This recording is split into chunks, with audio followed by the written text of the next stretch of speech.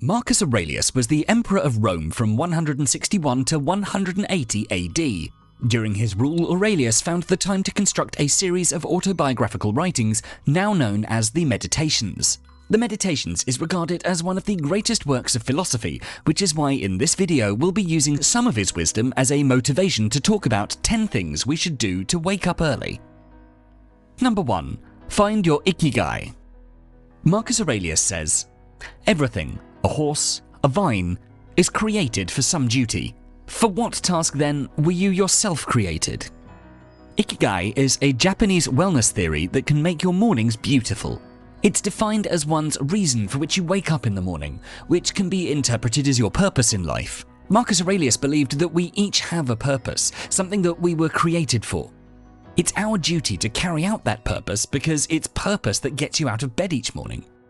Your Ikigai could be anything, your long-lost hobby, a new skill you wish to develop, or anything that gives you a solid reason to be excited about it.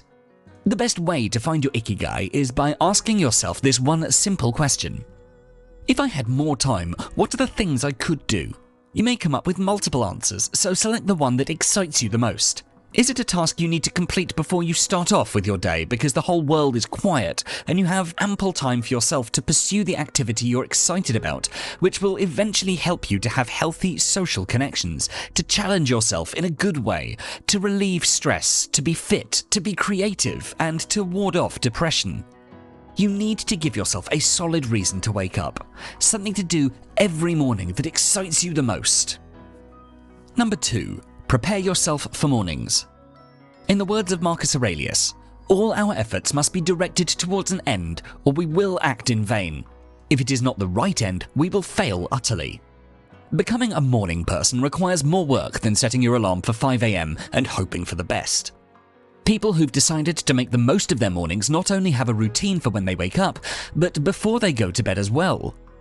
While you may not have control over your consciousness while you're asleep, you definitely have control over your evening activities that will make you get up out of your bed the following morning.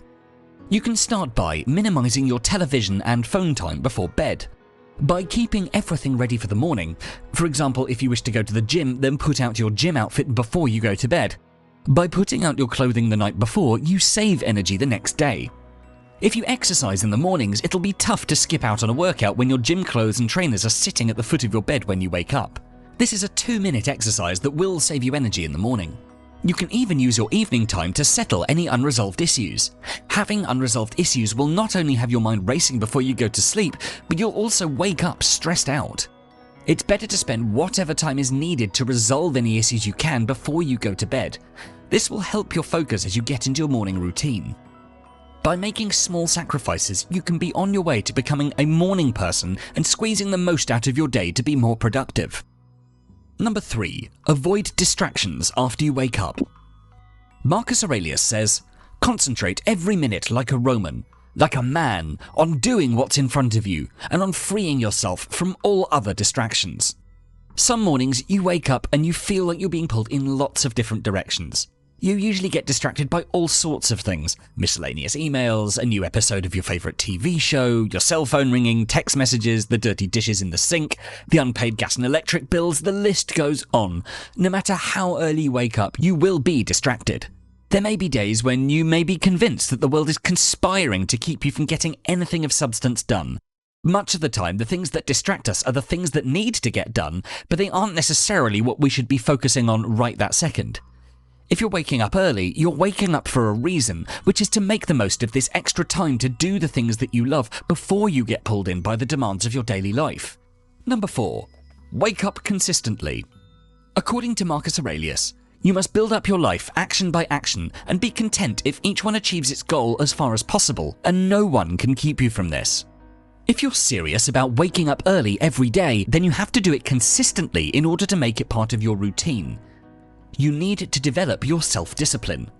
Self-discipline is nothing more but the habit of consistency, finding the motivation to do something again and again until you do it on autopilot and start seeing the results. Hal Elrod, in his book The Miracle Morning, tells us that we need to be consistent for the first 30 days to develop this new routine. We need to divide the 30-day time frame into 3 10-day phases. Each of these phases presents a different set of emotional challenges and mental roadblocks to sticking with the new habit. The first 10 days of implementing any new habit or ridding yourself of any old habit can feel almost unbearable. If your new habit is waking up early, then the first 10 days of your experience might be something like this. Oh God, it's morning already. I don't want to get up. I am so tired. I need more sleep. Where's the coffee? And then we hit the snooze button. The problem for most people is that they don't realize that this seemingly unbearable first 10 days is only temporary. Once you get through the first 10 days, the most difficult 10 days, you begin the second 10-day phase, which is considerably easier. While days 11 to 20 are not unbearable, they're still uncomfortable and will require discipline and commitment on your part. But by this time, you'll be getting used to waking up early. You'll have also developed some confidence and positive associations to the benefits of your habit, so stay committed. Phase 3 is also where the actual transformation occurs, so you go from having an identity that says, I am not a morning person, to I am a morning person. Instead of dreading your alarm clock in the morning, now when the alarm goes off, you're excited to wake up and get going because you've done it for over 20 days in a row. You're starting to see and feel the benefits. Number 5. Go easy on yourself. As we learn from the words of Marcus Aurelius, stick with the situation at hand and ask, why is this so unbearable? Why can't I endure it? You'll be embarrassed to answer. The truth is, our brain prioritizes instant gratification. It values short-term rewards over long-term benefits, which is why 95% of people fail time and time again to start exercise routines in the first 10 days. The problem for most people is that they don't realize that this seemingly unbearable first 10 days is only temporary. Instead, they think that it's the way the new habit feels and will always feel, telling themselves, if the new habit is this painful, forget it, it's not worth it. Which is why when we fail to wake up early on one day, we often say to ourselves that I'll start waking up early from next Monday or from next month. We need to understand that our ability to keep going is what molds us into a disciplined and strong person. A bad day doesn't have to become a bad week. A bad week doesn't have to become a bad year. We need to realize that the new day comes with a new life and with another opportunity to be better. So forgive yourself for waking up late today and start waking up early from tomorrow.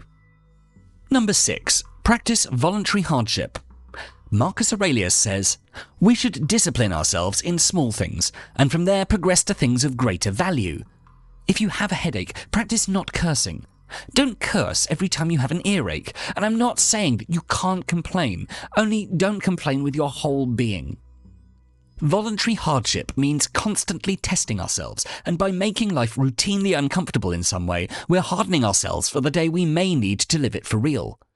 To wake up early, you can practice voluntary hardships like putting your alarm clock far from your bedside, because if it's right next to your bed, you'll shut it off or hit snooze. Never hit snooze. If it's far from your bed, you'll have to get up and out of bed to shut it off, and by then you're already up, so now all you have to do is just stay up. Get out of the bedroom as soon as you shut off the alarm. Don't allow yourself to rationalize going back to bed. If you allow your brain to talk you out of getting up early, you'll never do it. Don't make getting back into bed an option. Just force yourself to go out of the room. Jump in a cold shower. If you have a hard time getting going in the morning, jump in a cold shower. You'll see how quickly it wakes you up.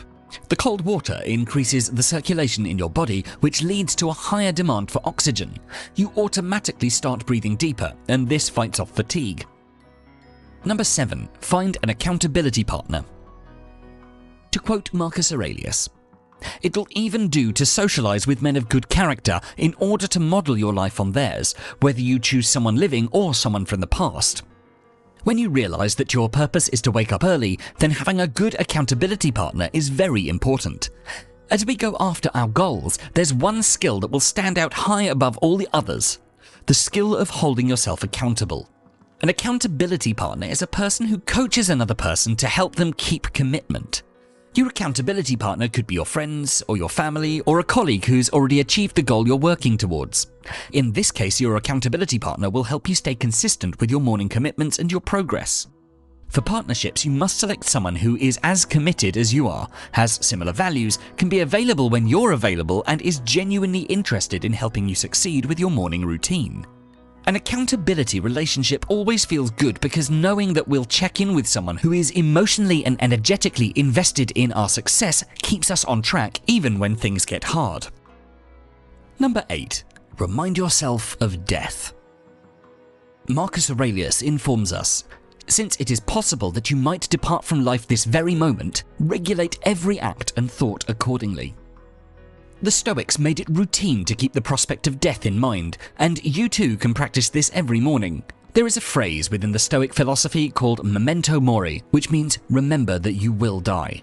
The one perennial truth, rich or not, successful or not, religious, philosophical, it doesn't matter, you will die. The point of this reminder isn't to be morbid or promote fear, but to inspire, motivate, and clarify. This morning routine will help you to keep your perspective on things that really matter, which are your internal principles. Your house, your money, your fame is temporary and it can be taken away from you at any time. The one thing that can never be taken away from you is your character. It's only our character that defines us and carries us through life. A man can rise or fall just due to the virtues or faults of his character, and it's often this that leaves a legacy. So the idea of reminding yourself of your death will ground you. Just like Steve Jobs, every morning look in the mirror and ask yourself, if today were the last day of my life, would I want to do what I'm about to do today? And if you get too many days without saying yes to this question, then you know you have to change something very fast. Number 9. Practice negative visualization every morning. We're advised by Marcus Aurelius, when you wake up in the morning, tell yourself, the people I deal with today will be meddling, ungrateful, arrogant, dishonest, jealous, and surly.